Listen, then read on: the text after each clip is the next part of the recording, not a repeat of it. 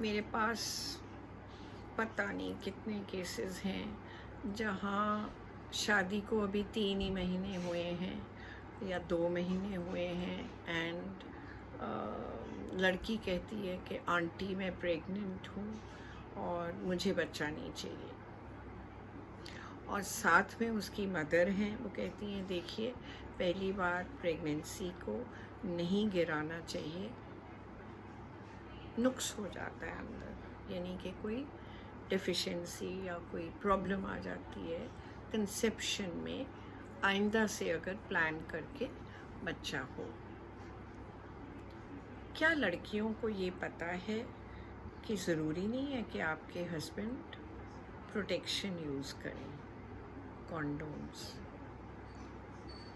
वो मना कर सकते हैं, आप क्या करोगे? लड़ोगे?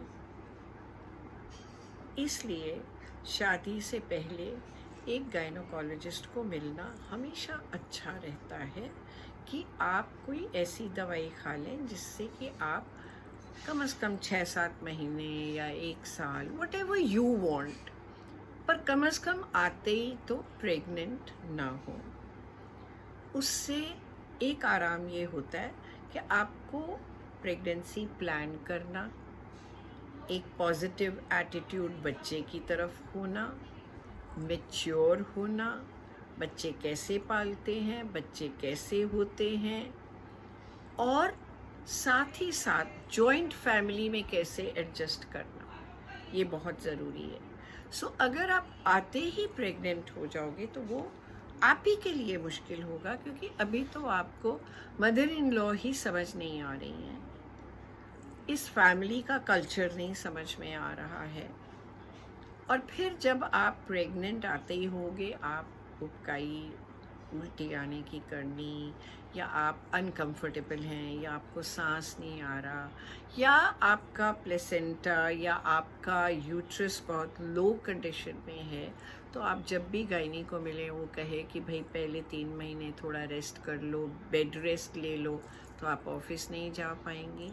और अगर आप घरेलू हैं तो आप इन्जॉय नहीं कर पाएंगी, आपको लोग बुलाएंगे, आप नहीं जा पाएंगी, आप कहीं सैर करने नहीं जा पाएंगी क्योंकि आपकी तबीयत ठीक नहीं है।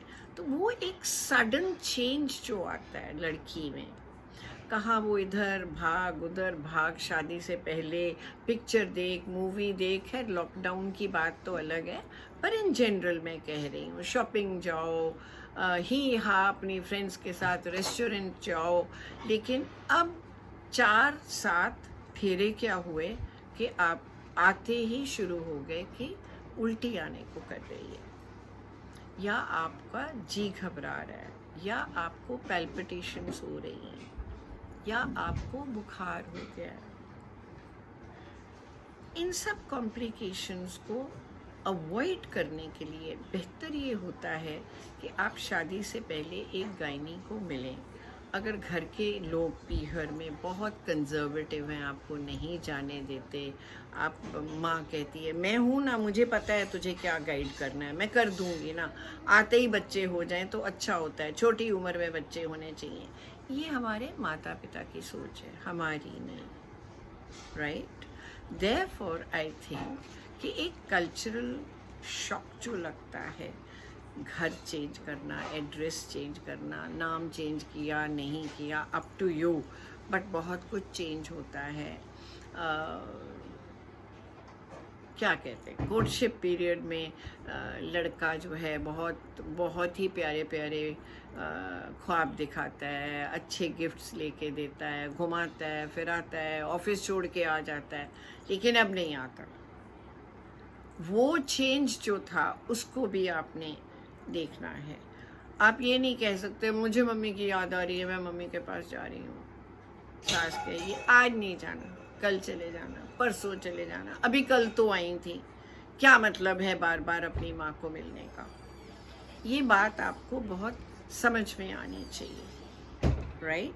देयरफॉर क्या मैं कह रही हूँ कि जब भी आपका किसी से रिलेशनशिप हो और शादी नहीं हुई, उसके साथ ये ज़रूर प्लान करें कि बच्चा कब होना चाहिए और क्यों होना चाहिए, लेकिन अगर वो आपका फियांसे, वो आपका दोस्त मित्र ये कह दे हाँ हाँ हाँ हाँ हम बच्चे नहीं पैदा करेंगे, लेकिन प्रोटेक्शन की बात नहीं करता, तो आपको वो चीज़ लड़ाई झगड़े में ना पलट के शादी से पहले ही आपको जाना चाहिए और एक गायनोकोलॉजिस्ट को मिलना चाहिए, उसकी सलाह लेनी चाहिए कि कौन सी प्रोटेक्शन आप यूज़ कर सकती हैं।